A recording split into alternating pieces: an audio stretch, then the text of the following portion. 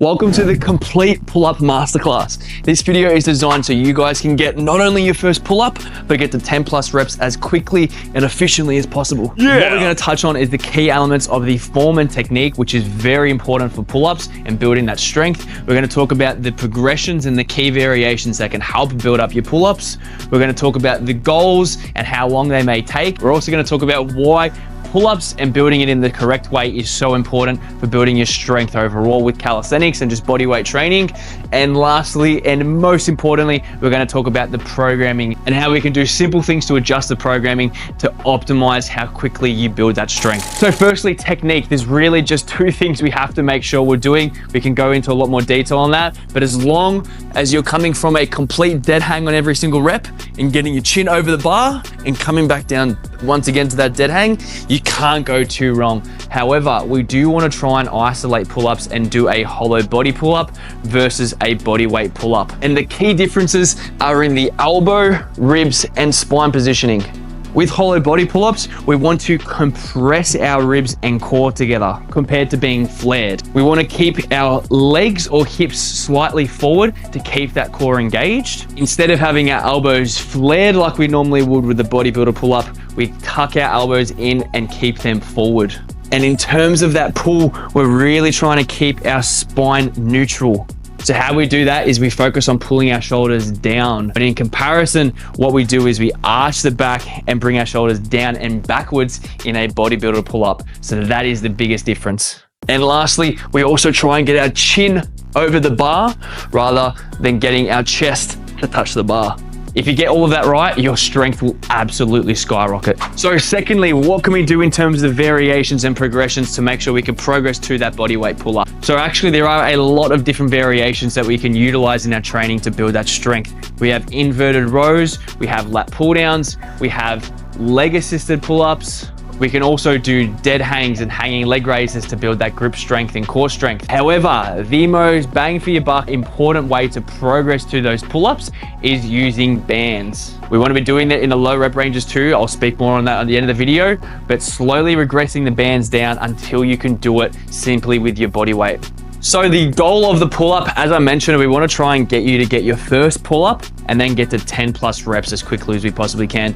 From 1 pull-up to 10 pull-up, it could probably take you between 4 and 6 months, depending on how frequently you are training. If you're training it 2 to 3 times a week, which I'll talk about the programming soon, then you'll probably get it at that little bit quicker, but you can probably expect to see around that time frame. And now, so the importance of pull-ups. I don't think I need to go into that much detail over this, but if you're just wanting to build general strength and build muscle, pull-ups are an incredible exercise. But if you wanted to take that body weight strength to the next level and build strength specifically to muscle ups, front levers, one arm pull-ups, harder pull-up variations, doing your pull-ups and building up your strength with pull-ups, but also building it up with hollow body pull-ups is going to be a huge game changer for you. So I can't emphasize prioritizing the pull-ups in those beginner calisthenic stages. It's such a game changer for both strength and size. Now, arguably the most important part of the video, and that is programming. Come on, here we go. Without making you guys feel like you're back at school, I'll quickly go through this, but this is so important to know. We have 6 things that we really make sure we focus on: rep ranges, sets, the training frequency, rest times, what variations to do, and the level of intensity that you train at for each of those sets. Firstly, rep ranges. Most of your training, you want to be in that 1 to 6 rep range. That is going to optimize building that strength. You can do some higher in that 6 to 10 rep range to build that kind of size and the conditioning, the technique as well. But most of your training wants to be somewhere in that. You can also do, if you're training multiple times a week, you can do a combination of 1 to 3, a little bit of 3 to 5, and then some 6 to 8. In the 8-week pull-up program that I've got, we're doing a combination of these to provide a slightly different stimulus each training session that we're actually doing. As I said, somewhere in that 1 to 6 should be the most bang for your buck. In terms of sets, 3 to 5 sets per session is pretty good. It's going to depend on how frequently you're training. 3 to 5 sets per session, but you want to work up to 10 plus sets across the training week in terms of your pull-up variations. If you're coming from absolutely zero training, maybe don't go jump straight into this. Maybe do 6 sets for the week, slowly work to 10 plus. That is going to be the goal. And then training frequency, super important. You want to be training at the least twice a week. Pull-up variations and training all of those key pull exercises twice a week. If you can do 3, awesome. 4, maybe really work up to that. And if you're doing 4, you'd probably want to do a little bit less volume and a little bit less sets. But I would kind of say the goal would be to do about 3, but 2 is really good as well. Rest times, so important, guys. 3 minutes of rest at the absolute minimum. So 3 minutes at least for these strength focused movements, especially your first couple of exercises that are very difficult. 3+ minutes at the absolute most. More if you practically can. I rest for like 5 minutes between my sets, but if you have that time, you can. But try and get in 3 at the absolute least. If you're doing 2, still going to be okay, but any less is ridiculous. Try and get 3 minutes in. So key variations outside of your general banded pull-up and bodyweight pull-up variations. So the key variations are inverted rows. So rows, lat pull downs if you are still doing some general gym stuff. And if you don't have access to banded pull-ups, what you can do is leg assisted pull-ups. I think they're a good variation.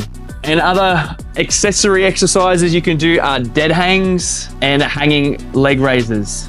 They help build the grip strength and the core strength. Not 100% essential, but you can add those into your training for sure. And lastly, and definitely such an important concept, especially if you come from a bit of a gym background or even a sport background, a lot of the time you actually get the intensity wrong. 10 out of 10 intensity for each set, so going to complete failure, is actually what we do not want to do.